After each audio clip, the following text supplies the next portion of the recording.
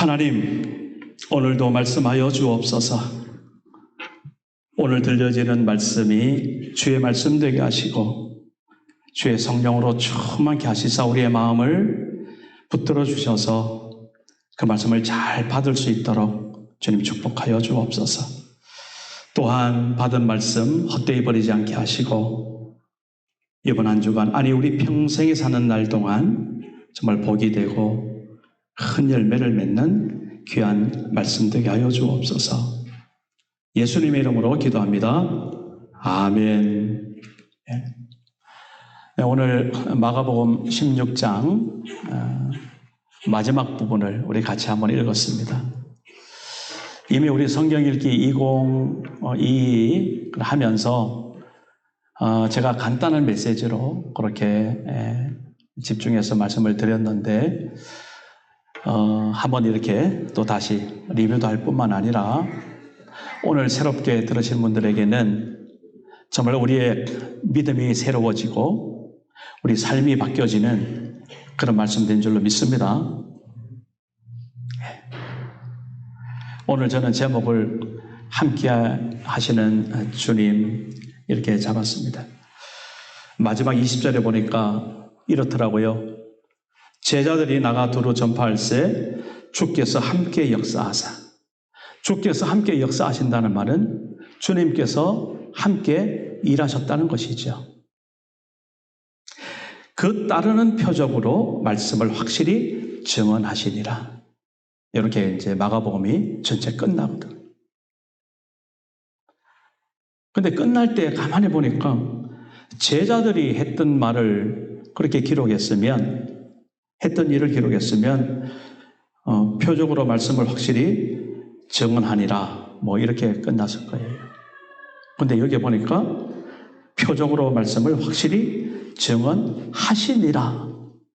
제자들의 이야기를 하는 게 아니에요. 누구 이야기를 하는 겁니까? 그 제자들과 함께 했던 우리 주님을 말하는 거예요. 제자들이 나갔죠. 복음을 전했지요. 그죠? 그리고 그들이 복음을 전할 때 표적도 일어났지요. 예, 눈먼 자가 눈이 떠지고 말 못하는 자가 말하게 되고 귀머리가 듣게 되고 안전병이가 일어나고 귀신 들린 자가 회복되는 그런 표적들. 오늘 우리가 읽은 말씀 속에서도 독을 마셔도 괜찮다네요. 뱀에 물려도 괜찮다네요. 표적을 말하는 겁니다. 그렇다고 하나님을 시험하지 마시기 바랍니다. 내가 한번 뱀에게 물려볼까? 괜찮다고 했는데, 독을 한번 마셔볼까? 괜찮다고 했는데, 될 일입니까? 안 될 일입니까? 전제를 모르는 이야기죠. 어느 때에, 복음이 증거될 때에, 주의 말씀이 선포될 때에, 그리고 그렇게 전하는 자들과 함께 하시는 주님께서 특별한 목적이 있어서 그 표적을 일으키실 바로 그때에 그 전제를 잘 아시기를 바랍니다. 그때에 우리는 그런 표적을 경험하게 될 겁니다. 지난주에도 제가 말씀드린 기억이 나는데요. 우리 캐나다만 해도 문명이 발달하고 그렇게 해서 아주 점잖게 또 논리적으로 잘 말씀을 설명하면 됩니다. 그럼 알아듣습니다. 웬만한 거는. 그런데 아직도 그런 시스템이 부족한 그런 나라들에게서는 가장 확실한 게 뭡니까?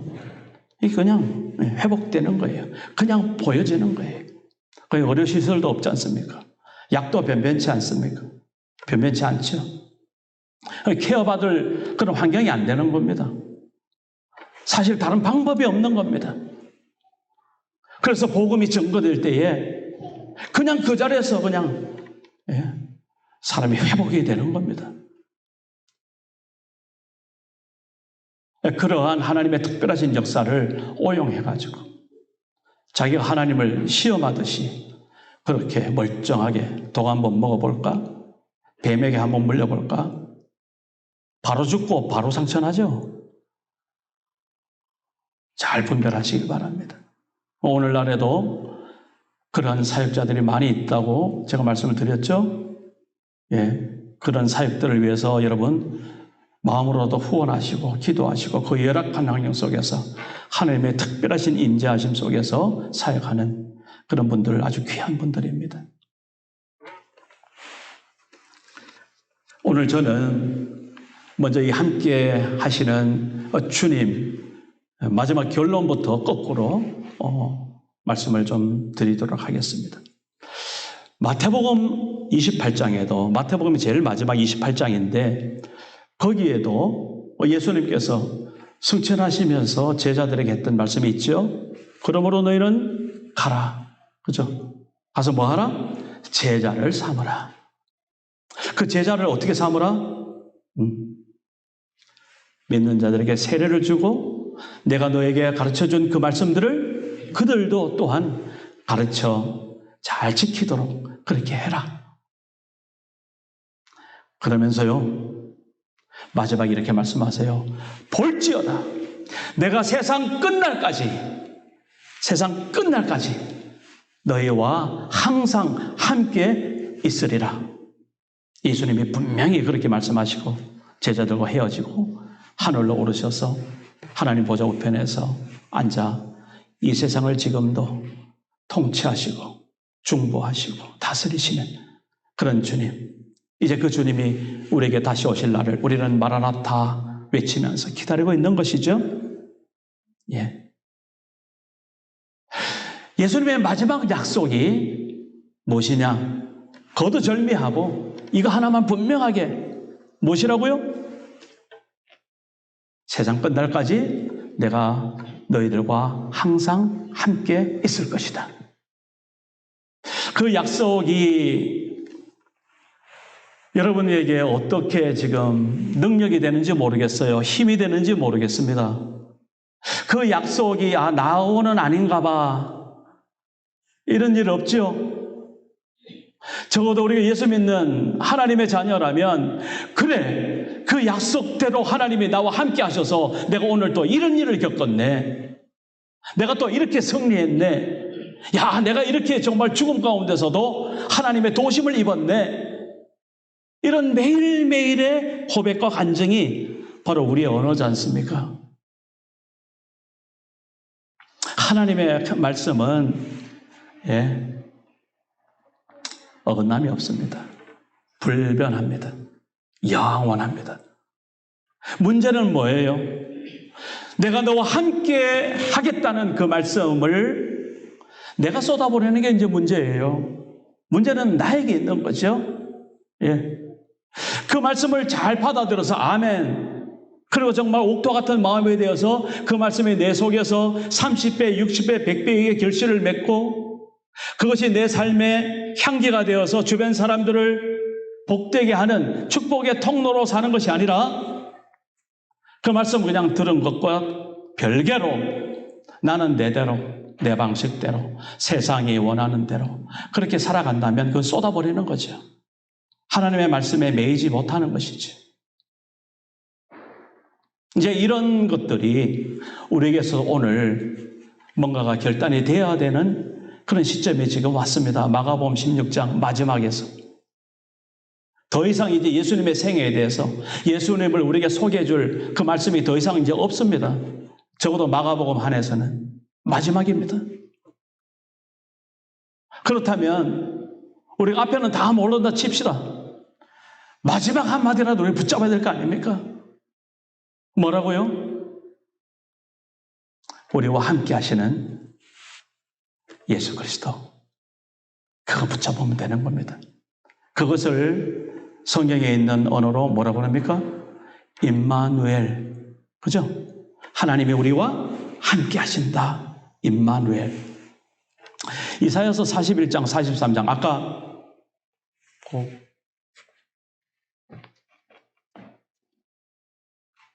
나의 안에 거하라. 우리 찬양팀에서 같이. 나의 안에 거하라. 나는 내 하나님이니 모든 환난 가운데 너를 지키는 자라. 두려워하지 말라. 내가 널 도와주리니 놀라지 말라. 내 손 잡아주리라. 내가 너를 지명하여 불렀나니 너는 내 것이라. 내 것이라. 너의 하나님이라. 내가 너를 보배롭고 존귀하게 여기노라.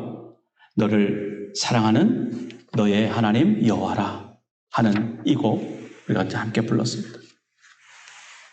이사야서 41장 1절의 말씀입니다. 제가 한번 읽어드릴게요. 야곱아, 너를 창조하신 여호와께서 지금 말씀하시느니라. 이스라엘아, 너를 지으신 이가 말씀하시느니라. 너는 두려워하지 말라. 내가 너를 구속하였고 내가 너를 지명하여 불렀나니 너는 내 것이라. 네가 물 가운데로 지날 때에 내가 너와 함께 할 것이라. 강을 건널 때에 물이 너를 침몰하지 못할 것이며 네가 불 가운데로 지날 때에도 타지 아니할 것이다. 불꽃이 너를 사르지도 못하리니 대저 나는 여호와 너의 하나님이다. 이사야서 43장 1절 2절 말씀입니다. 그 앞에 이사야서 41장에도 이런 말씀을 하고 계세요. 그러나 나의 종 너 이스라엘아, 내가 택한 야곱아, 나의 친구 아브라함의 자손아, 내가 땅 끝에서부터 너를 붙들며 땅 모퉁이에서부터 너를 부르고 너에게 이르기를 너는 나의 종이라. 내가 너를 택하고 싫어하여 버리지 아니하였다 하였노라. 두려워하지 말라. 내가 너와 함께함이라. 놀라지 말라. 나는 내 하나님이 됨이라. 내가 너를 굳세게 하리라. 참으로 너를 도와주리라. 참으로 나의 의로운 오른손으로 너를 붙들리라. 아멘. 오늘 예배에 참여하는 우리 한 사람에게 이사야 선지자가 이스라엘 백성들에게 선포했던 그 말씀이 오늘 이 시대에 오늘 이 성경 말씀을 통해서 우리 한 사람에게 하나님께서 주시는 말씀인 줄 믿습니다. 예. 너는 두려워하지 말아라. 놀라지 말아라. 나는 너의 하나님이다. 내가 너를 지명하여. 이 지명이라는 말을 원어로 보면은요, 창 끝으로 콕 찍어서 이 말입니다. 아주 여러 가지 있는데 아주 마음 먹고 톡 집어가지고 다 이렇게 그렇게 지명하여 너를 불렀나니 너는 누구 것? 내 것이다. 누구의 말씀입니까? 하나님의 말씀입니다. 자, 이 말씀이 복이 되는 것은 그렇다 하고 내가 하나님 앞에 부름받은 하나님의 자녀구나. 아멘. 그죠? 그런데 이 축복을 쏟아버리는 것은 뭐예요? 그 말은 그 말이고 나는 또 나야. 네. 그거는 그냥 좋은 말이고, 예. 내가 살아가는 방법은 또 따로 있어. 예. 이렇게 되면 이제 그 복을 쏟아버리는 거죠, 그게. 오늘 우리에게, 우리 마음속에 이 말씀이 사로잡혀서 또 깊숙이 들어가서 우리에게 능력의 말씀, 복되의 말씀이 된 줄 믿습니다.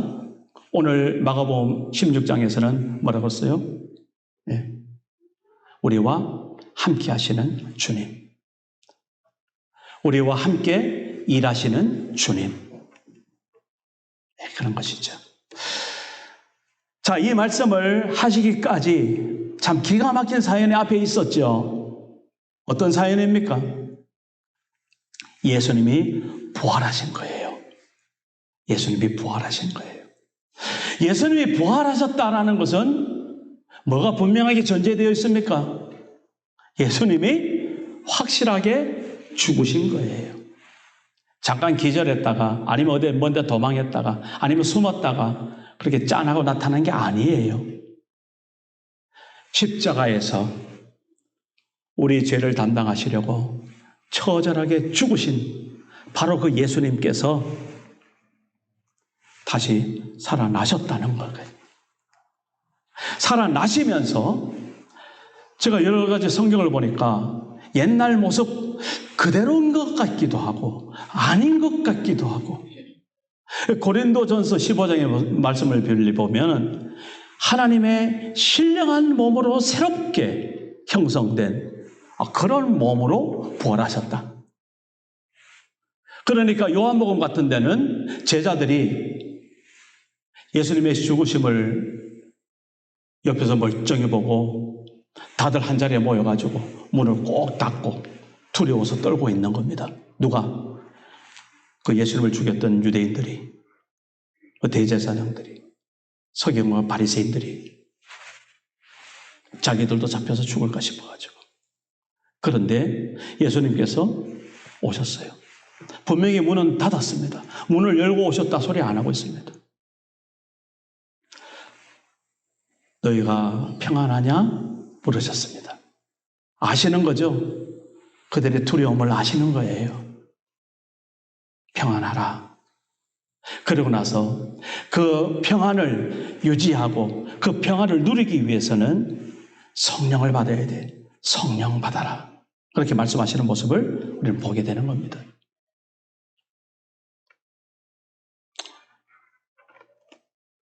그런데 막상 중요한 것은 그렇게 두려워하던 그들이 예수님의 그 부활의 소식을 들었을까요? 듣지 않았을까요? 들었어요. 들었습니다. 특별히 오늘 말씀 가운데서 두 사람의 제자를 통해서 들었습니다. 누가복음에 있는 엠마오로 가는 두 제자, 글로버와 또 다른 제자, 그들이 엠마오로 가다가 그 길에서 부활하신 예수를 만났어요. 거기도 보니까 예수님이 평소에 예수님하고는 전혀 달라요. 그들이 몰라봤으니까 처음에는. 그래서 한참 이야기를 하고 그 함께 예수님과 음식을 먹는 그때에 비로소 그분이 예수인지를, 부활하신 예수님인 줄 알았을 때 예수님께서는 또 다른 곳으로 가시는 거죠. 그러면서 자기들끼리 이야기합니다. 우리가 그분의 말씀을 들었을 때에 우리 속에서 뜨거운 불이 일어나지 않던가. 그래가지고 그 길로 다시 예루살렘으로 올라가서 전했는데 그때 전한 사람들이 바로 이 11 제자들입니다. 근데 그 제자들이 오늘 읽었잖아요. 그들도 그 소식을 듣고 역시 믿지 않았더라. 안 믿었습니다. 그 앞에 또 이 사건이 있었죠. 막달라 마리아, 7 귀신 들렸다가 회복되어서 하나님을, 예수님을 정말 따랐던 그 귀한 여인. 이 여인이 부활하신 예수님, 그분의 소식을 천사로부터 듣고 전하잖아요. 그 예수를 따라다니는 많은 사람들, 11 제자 외에도 많은 사람들이 있었는데 그들에게 전합니다. 뭐라고 합니까? 오늘 제가 그 주에 줄을 꺼놨어요. 예, 듣고도 믿지 아니하더라. 안 믿는 겁니다. 안 믿는 겁니다. 정작 믿은 사람은 누구였습니까? 지난주에 제가 말씀드렸죠.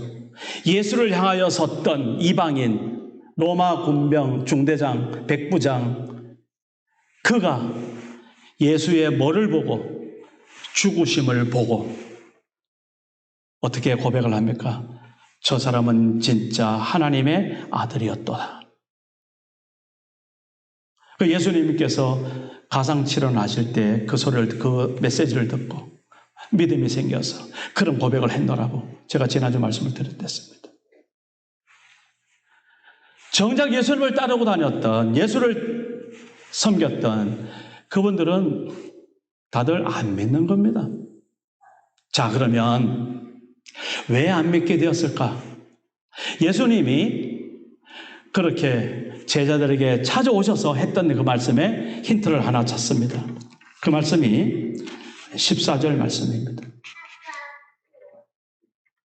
그 후에 11 제자가 음식 먹을 때에 예수께서 그들에게 나타나사 그들의 믿음 없는 것과 마음이 완악한 것을 꾸짖으시니 이는 자기가 살아난 것을 본 자들의 말을 믿지 아니하밀러라. 이유가 분명하죠. 첫째 뭡니까? 믿음이 없었다는 거예요. 그래서 못 믿었다는 거예요. 안 믿었다는 거예요.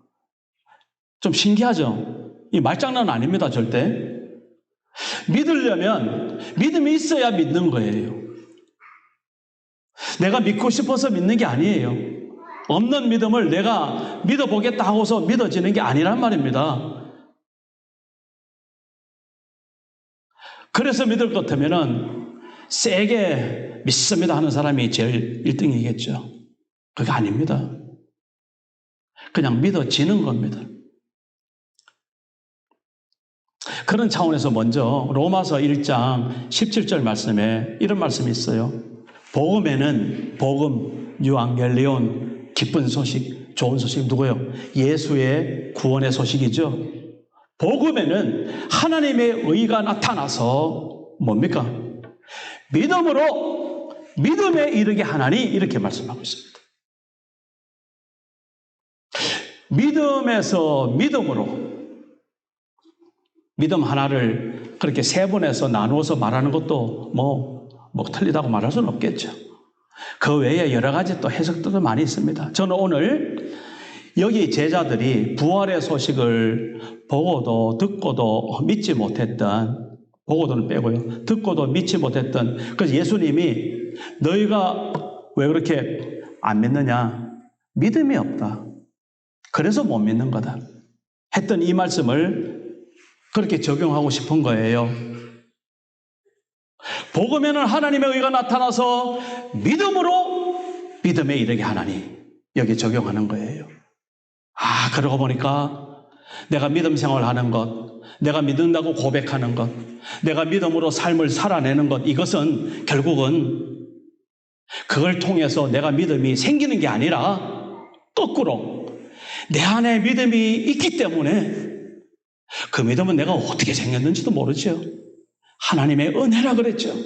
하나님이 택하여 지명하여 부르신 그 은혜에 힘입어서 내가 안에 믿음이 있는데 그 믿음이 이제 표현되는 것이 내가 믿습니다. 말로 고백하고 믿음의 삶을 살아내고 믿음의 도전이 있을 때 승리해내고 싸워내고 그렇게 세상을 사랑하는 세상 사람들을 애통해 하고 사랑하는 그런 우리의 삶의 현장 속에서 우리가 살아낼 수 있는 가장 본질적인 근거가 하나님이 내게 믿음을 주셨다는 것. 그런 차원에서 오늘 우리가 다시 한번 우리가 어떤 위치에 있는가 살펴보시기 바랍니다. 여러분, 하나님이 주신 믿음 있습니까? 아멘이죠? 예, 아멘입니다. 하나님이 주신 믿음이 난 없는 것 같아. 그래서 내가 믿어보려고 열심히 출석도 하고 헌금도 하고 또 기도도 하고 정말 내가 금식도 하고 뭐 별일을 다 하는데 그걸 제가 마다하는 법은 하지 마라 하는 소리는 아닙니다. 얼마든지 하셔서 그런 기회를 삼아서 하나님이 또 믿음을 주시는 기회로 삼아도 괜찮습니다. 그러나 본질적으로 우리가 그렇게 믿음의 생활을 하는 것은 하나님이 우리에게 믿음을 허락하셨기 때문에. 그래서 내가 말할 수가 없어요. 어째 내가 믿게 됐는지도 모르겠어요. 다만 교회 나가는 거는 구별할 수 있죠. 제가 교회 나갈 때 왜 나갔는가? 사탕 주니까 나갔어요. 사탕 먹고 싶어가지고. 주일학교 때 동네에서 집에서는 그런 사탕 못 먹는데 교회 가면 사탕 주니까 그 사탕 먹고 싶어서 나가는 거예요. 그런데 본질적으로 지금 와서 보니까 그것은 하나의 뭐예요? 드러난 표현이죠.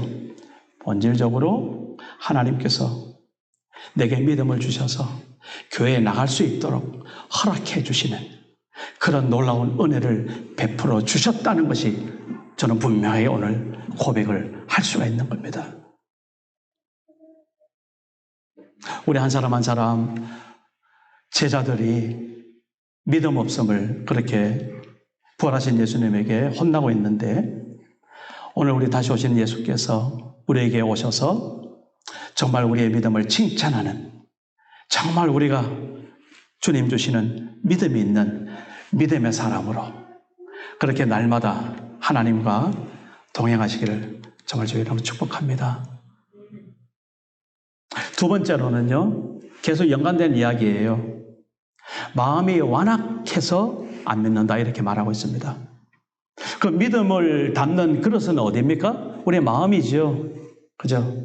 하나님의 믿음을 주셔도, 이제 두 번째입니다. 하나님의 믿음을 주셔도 그것을 내가 마음에 담지 않으면, 그래서 하나님은 우리를 로봇으로 만들어서 어거지로 믿게 하지 않으세요. 그럴 것 같으면 벌써 다 믿었어요. 우리 하나님이 어떠신 분이신데 하나님은 그렇게 하지 않으세요. 하나님의 방법은 우리가 정말 자발적으로 우리 자유의지를 동원해서 하나님을 붙들도록 그렇게 끝까지 기다리시고 참으시고 함께 하시는 그런 하나님이시더라고요. 그런데 와중 속에서 우리에게 이제 기회가 온 거예요. 그렇게 믿음을 하나님께서 또 쏟아부어 주시는데, 어디에? 우리의 마음에 쏟아부어 주시는데, 그래서 어떨 때 가끔 갔다가 나도 교회 가봐야 되겠나. 오늘 일부 예배 때 우리 교회 처음 오신 분이 계세요. 여기 랭리에서 지금 살고 계시는데, 한 번도 어릴 때는 교회도 안 가보고 그랬다네요. 그런데 이제 이렇게 잘 전도되어서 오셨어요. 그러면서 이야기를 하더라고요. 한번 가볼까? 이런 마음이 그냥 생기는 거래요. 생겼다 하더라고요.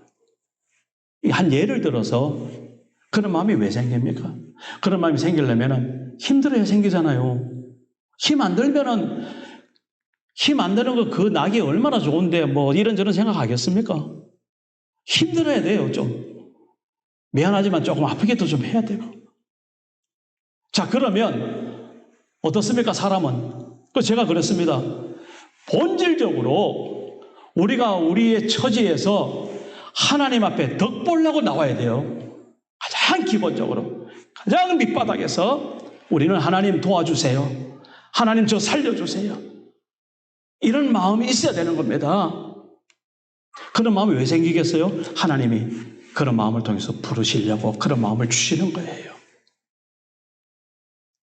좀 우리가 그럴듯하게 산다고, 또 좀 배웠다고,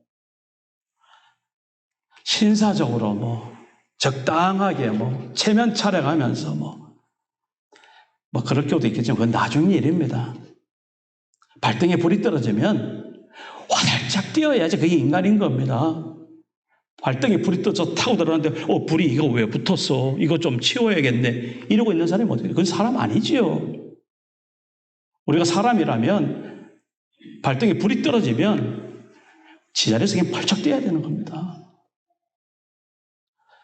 그런 기회를 주신 분을 하나님은 축복받았다 이렇게 말씀하시는 겁니다.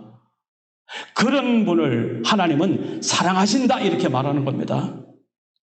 하나님의 손길이 그렇게 우리 가운데 임하신다 이 말입니다. 이제 우리는 거기에 반응만 하면 되죠. 내 마음에 교회 한번 가볼까? 그럼 오면 되는 것이죠. 옆에서 가자고 하니까 못 이긴 척 이렇게. 오늘 신영을 계시는데 제가 이런 말 오해하지 마시기 바랍니다. 그죠? 괜찮으시죠? 예.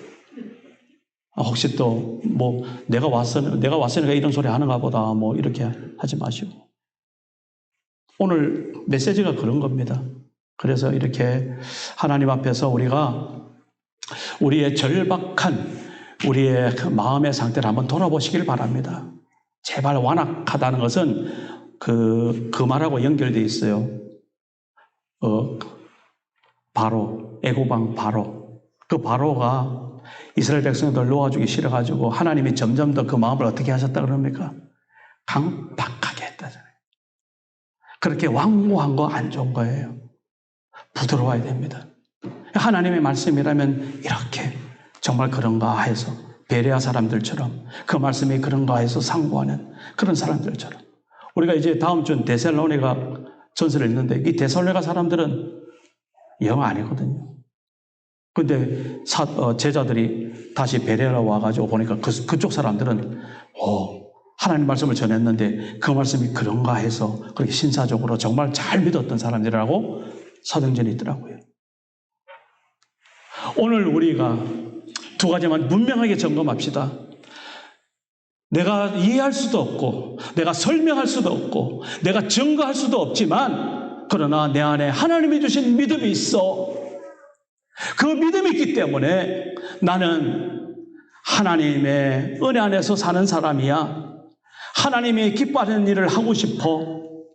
그리고 하나님의 집 교회를 잘 섬기고 싶어. 그리고 내 평생에 하나님과 함께 동행하고 싶어. 그리고 내가 이제 이 땅에 내 육신의 생명이 마지막 되는 그때에 영원한 하나님의 품에 안겨서 천국에서 살아갈 것을 소망하는 그런 사람이야 라고. 그래서 믿음을 펼쳐나가시는 우리 트린iti 한인교회 성도 되시기를 바라고요. 반대로 우리가 혹 마음에 완악함이 있다면 하나님 앞에 회개하고 다시 한번 하나님 앞에 겸손히 무릎을 꿇고 그렇게 하나님을 고백하는 믿음의 사람 되기를 주의 이름으로 축복합니다. 이 제자들이 보세요. 그렇게 믿지 않았지만 부활하신 예수님이 그들에게 나타나셔서 보여주셨죠. 마지막에는 의심하는 도마에게도 다시 나타나셔서 그리고 마지막 했던 말씀이 무슨 말씀이에요? 여러분 잘 아시죠? 네가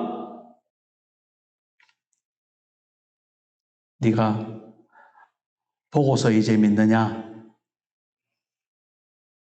예수님이 부활하신 예수님이 이렇게 말씀하셨어요. 도마에게 보여주려고 오셨던 그 예수님이 네가 이제 보고서야 믿느냐? 제자들처럼. 그런데 진짜 복 있는 사람, 보지 않고 믿는 사람, 진짜 복 있는 사람이란다. 예수님 말씀하셨습니다. 우리가 부활하신 예수를 만났든 보았든 보지 않았든 이제 그것이 문제가 되지 않죠.